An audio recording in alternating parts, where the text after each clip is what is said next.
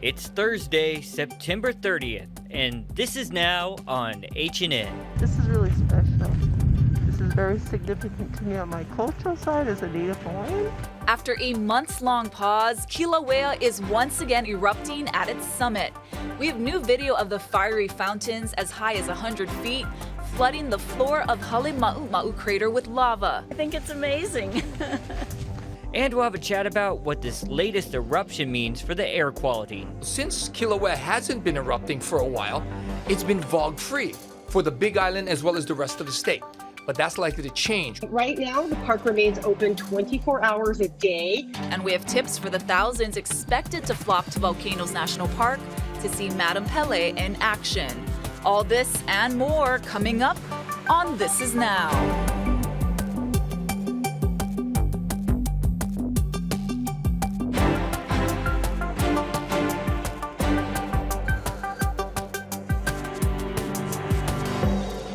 Good afternoon. Thank you for watching This Is Now. Let's get our special team coverage underway with some dramatic new video in from the USGS. Yeah, check out this aerial vantage point. Now, scientists say the initial vents of the new Kilauea summit eruption appeared on the central cradle floor yesterday afternoon at around 3:20. About an hour and a half later, cameras were rolling when a new vent opened on the west wall of the crater. Absolutely stunning and breathtaking video here. We now want to check in with our Casey Lund, who is at Halemaumau Crater. Aloha from Halemaumau Crater here at Kilauea's summit. And of course, the crowds aren't as nearly as dramatic as they are late at night, early in the morning, when you can see that dramatic glow coming up from the crater. But I want to give you some perspective of where we are in relation to the park. This is Jagger Museum that was closed down during the 2018 eruption, the destructive eruption that took hundreds of homes in Leilani Estates. But this is just a sight to see. And we've been here all morning long talking to guests last night and today about what it's like, many of them not expecting to see an eruption when they came to visit the park. Brian and Julie, visiting from Michigan. Aloha, thank you for speaking with me. Tell me what it was like. You didn't come here knowing that you were going to see lava, right? No, not today. And what's it like looking out over the crater and seeing this? It's gorgeous. It's absolutely breathtaking. Yeah. And so you guys are from where in Michigan? Grand Rapids. And have you ever seen lava like this before, Julie? No, definitely not. What kind of comes to mind when you look over the edge there? You see the glow. I mean, I saw you took some amazing pictures. I mean, set the scene for folks. It's just amazing. The glow coming up the mountain, and then the glow that you see from the crater itself is just breathtakingly beautiful. We've also been speaking to park representatives as well as HVO scientists, have been collecting data and even some of the newest rock on planet Earth. They were able to show us that. Of course, it's got to stay here. But at 7 o'clock, Natalia Deling told us that the lava lake had risen 50 feet since the eruption started late yesterday afternoon.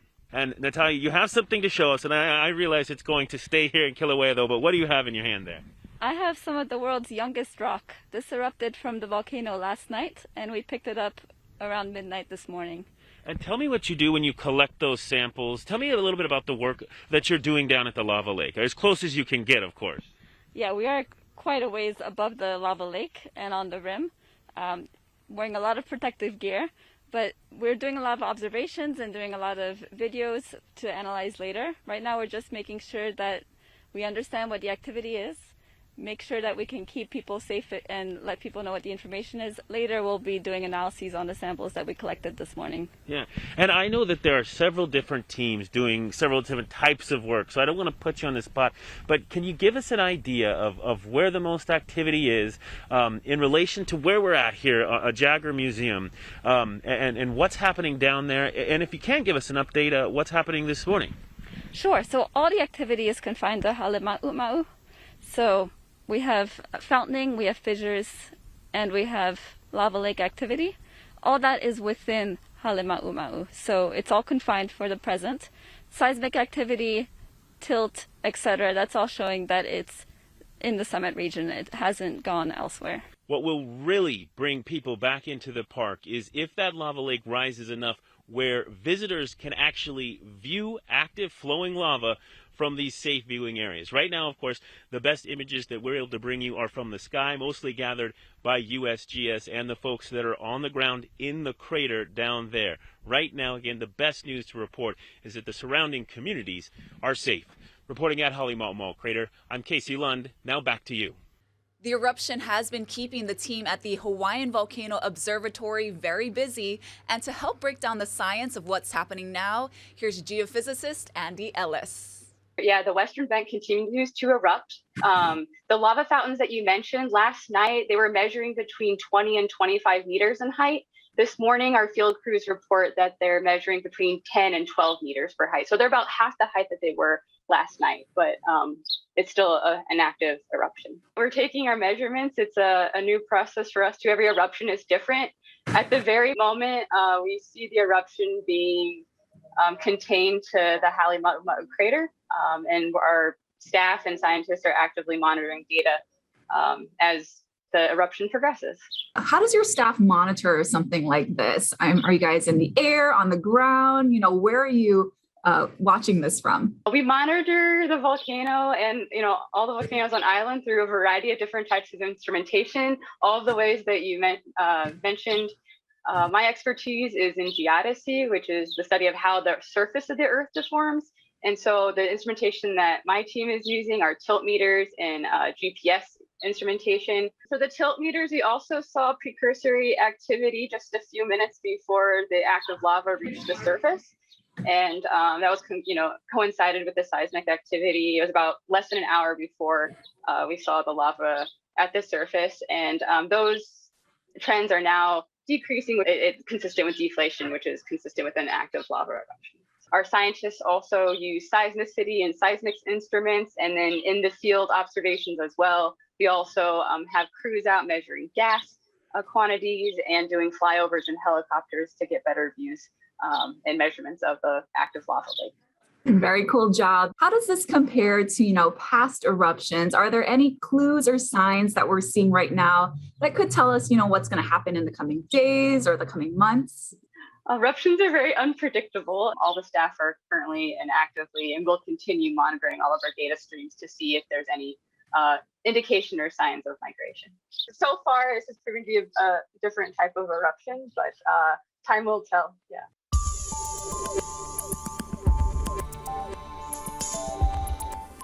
All right, let's bring in our good friend Guy Hoggy into the Digital Center. Guy, let's talk about VOG. What are conditions looking like now, and what are they going to look like? Well, the good thing is, Jonathan, since Kilauea hasn't been erupting for a while, it's been VOG-free for the Big Island as well as the rest of the state. But that's likely to change, right? Because now there's more output coming from the volcano. We're talking about SO2, sulfuric oxide, as well as mixture resulting in VOG. So VOG's going to increase, no doubt, but mainly for the Big Island, because at least for the next several days, we're going to have trade winds, which means the VOG will be confined to the Big Island and the waters south of the Big Island. And talk about the VOG hotspots we usually see when there is a large eruption. Okay, so usually it's downwind of the volcano. So that means with the prevailing east and northeast winds, you're talking Pahala, Na'alehu, and then it gets down past South Point, right? And then they get cut off from the trade winds. And then those light winds take over, and the VOG starts to migrate up towards Kona and out towards Waikoloa. That's been the general trend for the last several years before the eruption stopped. And that's likely to continue and start up again now that the eruption has started. Sorry, Kona, it's been a while since you've had that VOGgy air. I know that. Right. And for people like Lacey, who've grown up there, right, they don't know about the VOG. This clear patch that they've been running through for the last several months now has been a welcome change to what they've been having since 1983, I think. And I heard you talking on Sunrise this morning. It's not just VOG in the air, right? There's particles and other things we sort of have to watch for. Yeah, the National Weather Service actually put out a special statement. They're saying in and around the volcano area, there's this thing called Pele's hair, which is this volcanic glass that's just floating in the air. You really can't see it, but, it's harmful, right? But granted, because of its weight, it won't travel very far. And those prevailing winds, though, will likely push it around to some extent. But the winds have been lighter in and around the volcano area. Yeah, that's one of the coolest phenomenons with the eruption. So real quickly, for anyone planning to visit the summit, what's the weather going to be like? So likely they'll see some passing windward and mountain showers, passing showers, mainly in the early morning and overnight hours. So you want to go at night, right? Because it's glowing, the sky's orange, it's beautiful. But plan on at least a little bit of rain. The nature of the rain, though, is that it's going to be light. They'll be moving along quickly. Flooding's not going to be an issue. But a jacket will be good to have because it's going to be rather cool up at the summit, too. Cool weather sounds nice, too. Yeah, cool weather's always nice. Guy Hoggy, thanks so much. Let's toss it back over to Ashley with more news. This is the second eruption in the past year. The last one was also contained to Halemaumau Crater. Lava started flowing there in December of 2020. Kilauea then stopped erupting again in May. That eruption created more than 40 million cubic meters of lava and a 750-foot tall addition to the crater. And check out this time lapse. It shows when this latest eruption officially began at 3:20 yesterday afternoon. In this infrared video, you can see the lava filling nearly the entire crater floor with hot spots up to 600 degrees Fahrenheit. Hawaii Volcanoes National Park Service spokesperson Jessica Farrakane says the park system has already seen a big rush of visitors and they're bracing for even more crowds. Here's her tips to visitors. We are expecting thousands of visitors to come to Kilauea, to Hawaii Volcanoes National Park, to see the new eruption. And right now, the park remains open 24 hours a day. There is no road closures or anything like that. But we do want to remind people, if they're coming up here, to please recreate responsibly. We're still having a pandemic. And so we ask everybody to keep their social distance from one another at the popular viewing sites, to wear a mask when they're in crowds, etc. So we would really appreciate if people would do that. Right now, the mood is, we're excited up here like we always are, but we're also cautious. We've mobilized already crew to go out and help with parking, to keep people safe.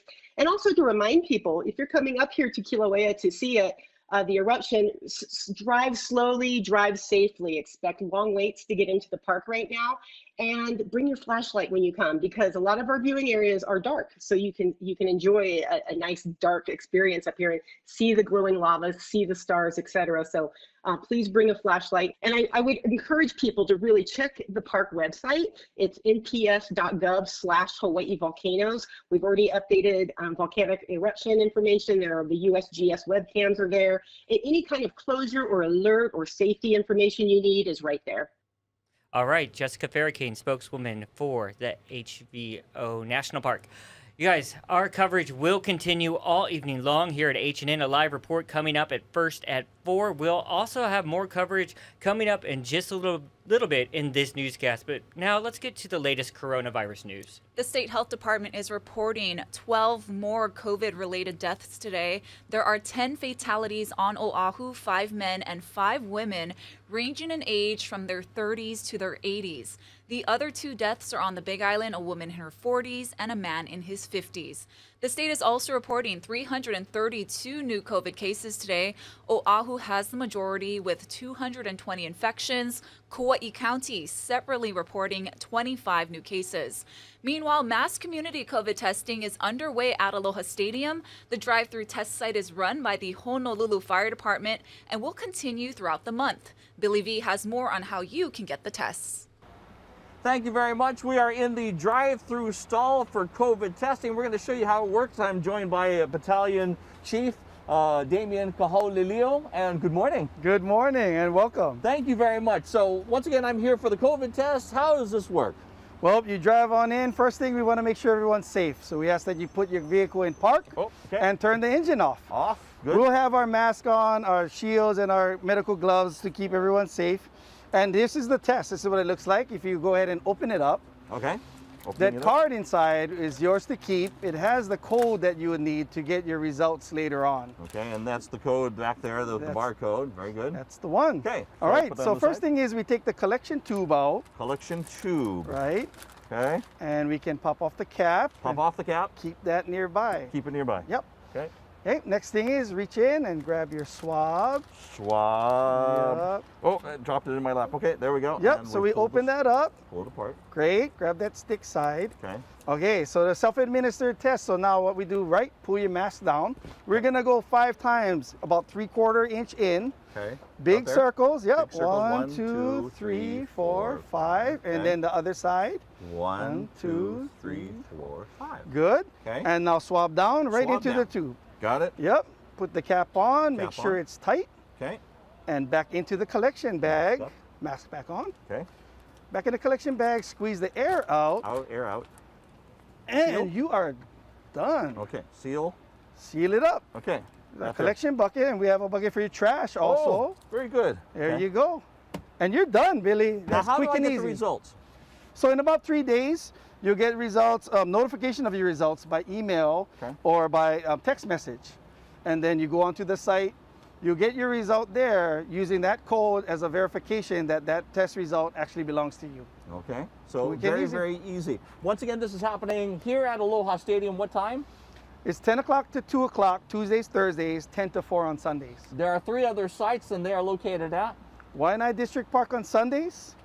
It's a Kapolei consolidated theater parking on Tuesdays, and then Ewa Mahiko District Park on Thursdays. Okay, we will put that information and the hours online on our website at hawaiinewsnow.com. That does it for me. I am done. We're going to start the car. We're going to drive away. We'll send it back to you. New today, we've learned an NTSB team will be recovering the 737 cargo plane that crashed off Oahu in July. We're told the wreckage is on the ocean floor and about 350 to 450 feet down. Investigators want to recover the flight data and cockpit voice recorder. The recovery is set to begin October 9th. The entire operation is expected to take about 10 to 14 days. The Transair Boeing 737 went down on July 2nd. After both engines reportedly failed, only 2 pilots were on board. Both survived. New at noon, Stephen Sloan Jr., the man accused of punching a Hawaiian Airlines flight attendant, was back in court today, and a judge decided to keep him in custody for another 2 weeks to undergo more treatment.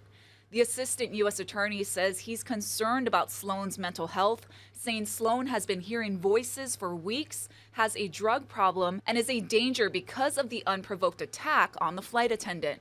The defense attorney said Sloan has no criminal record, no arrests, and lives on Molokai, where he will lose his home if he doesn't pay rent. The defense admitted Sloan has recently been using drugs, but said he can be released with monitoring services. Sloan's next hearing is scheduled for October 13th. A Maui police detective is breaking the code of silence, alleging corruption and abuses of power within MPD.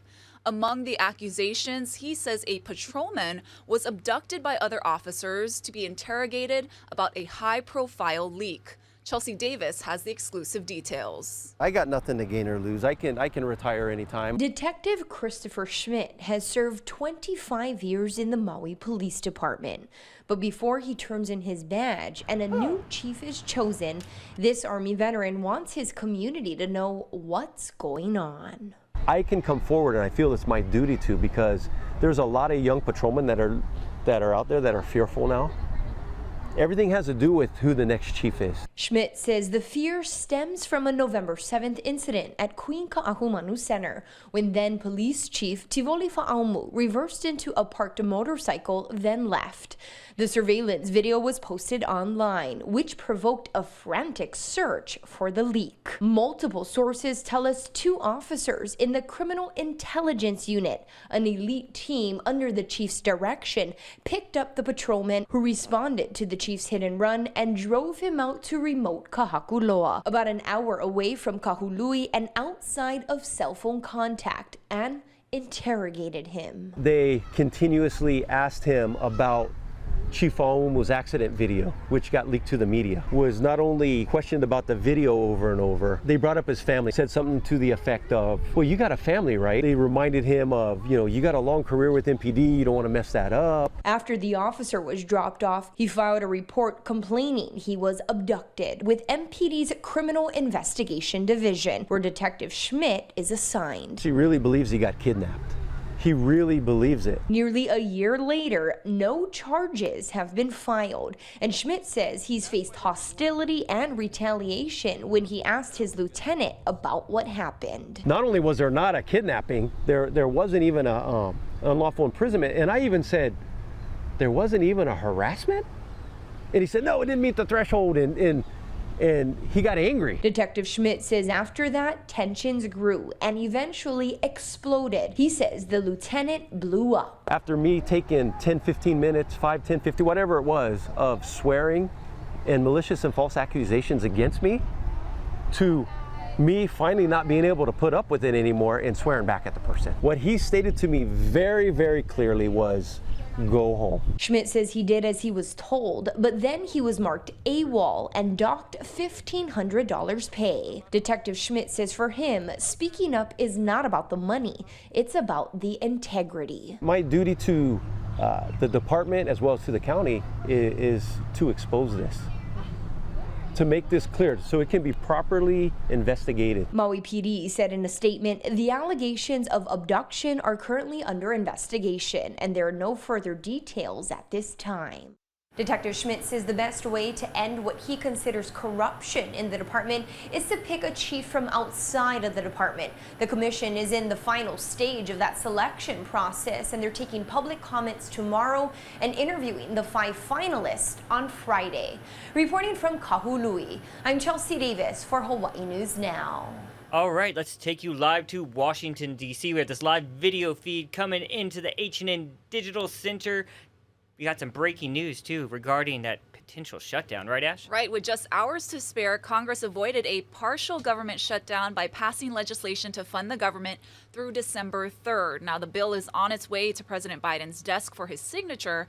And while that crisis has been averted for now, lawmakers must now tackle the dispute over raising the nation's debt ceiling. Now, Treasury Secretary Janet Yellen said failing to increase the government's borrowing cap will lead to a financial crisis and economic recession. All right, look for more on that on your evening editions of H&N as well. You guys, let's get to some good news regarding the lava. My favorite thing is just listening to people react to what they're seeing when they make it up to the summit. Let's play out a little bit of that sound our crew gathered overnight.